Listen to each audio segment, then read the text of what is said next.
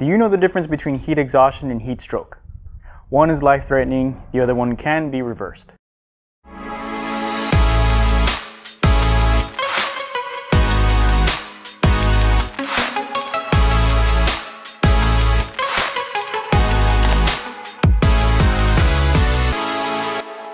My name is Jesus. I'm the Director of Safety for Austin Companies. Welcome to the video. In order for our body to function properly, especially in the heat, we need to stay hydrated.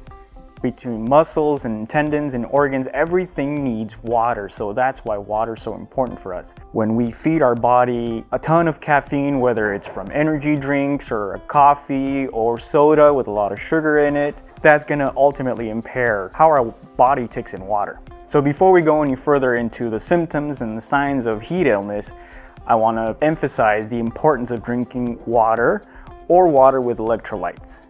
First thing you want to do is when you get up in the morning, have a cup of water. You've been asleep, you've been in bed for 6-8 hours. Some of you that are lucky enough to sleep for 8 hours, so make sure to hydrate. Then depending on the heat, what you want to do is stick to about 1 water bottle every hour. Now that also depends on how much effort you're putting into the workday and how hot it is outside. So the first sign to look out for is cramps. Your muscles and tendons are going to start to cramp up because they're looking for water and you're not giving it to them. That'll include stomach cramps, your fingers will cramp up, your legs are going to start to cramp up. That's your body telling you, hey, I need water.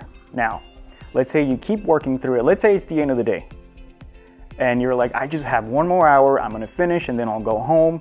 I've been working all day long. Well, you don't listen to your body, you skip through the cramps, and now we're into heat exhaustion. So in order for our body to function properly, we need to stay hydrated, we need that liquid in us, and then our body starts to cool itself off by sweating.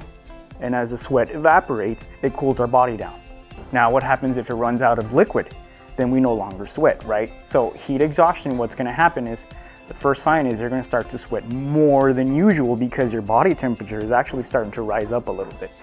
It's very common that when we get to 110 degrees out here, 115, that our internal temperature is gonna be at 100, 101, just naturally because it can't cool itself off properly.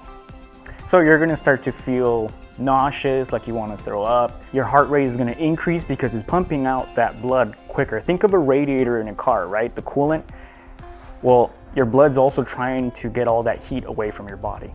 So headaches, feeling nauseous, those are all signs of heat exhaustion and extreme sweating. Remember, sweating is the key here between heat exhaustion and heat stroke. To prevent heat exhaustion, you want to get into a shaded area, sip water or electrolytes, right? You want to replenish the liquid that you were needing a while ago. At this point, you should take a break. Let your body relax, let your body catch up to the work that you're putting it through. What you don't want to do is keep going. So take a break, listen to your body. This is where what clothing you wear also affects you. Is your clothes super heavy, where it's keeping all the moisture in and not allowing to evaporate and hence cool you off? Or is it more like this, sporty, where sweat gets on it but it evaporates quicker? So what you wear also has a lot to do with it. Now let's say you didn't listen to your body, you went from heat exhaustion and you said, you know what, just do a little bit more.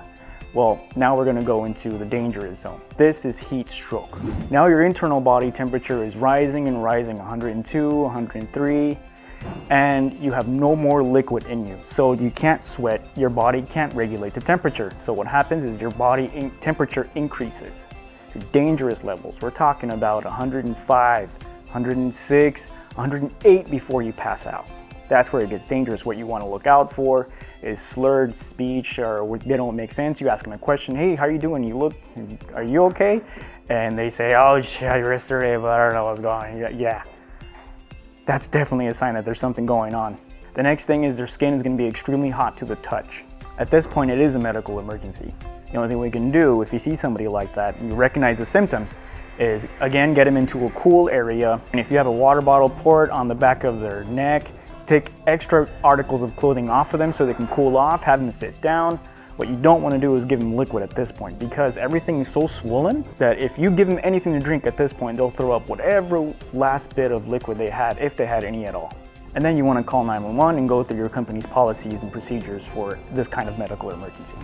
Again, so some things to look for: cramps, then it goes to extreme sweating, sweating much more than usual, feeling nauseous, to heat stroke, They have no more sweat. That's dangerous. I hope you guys learned something new. Remember to stay safe out there. Please take care of each other and drink water. Stay hydrated. It's very important for your tendons, your muscles, your organs, everything. Our body functions with water.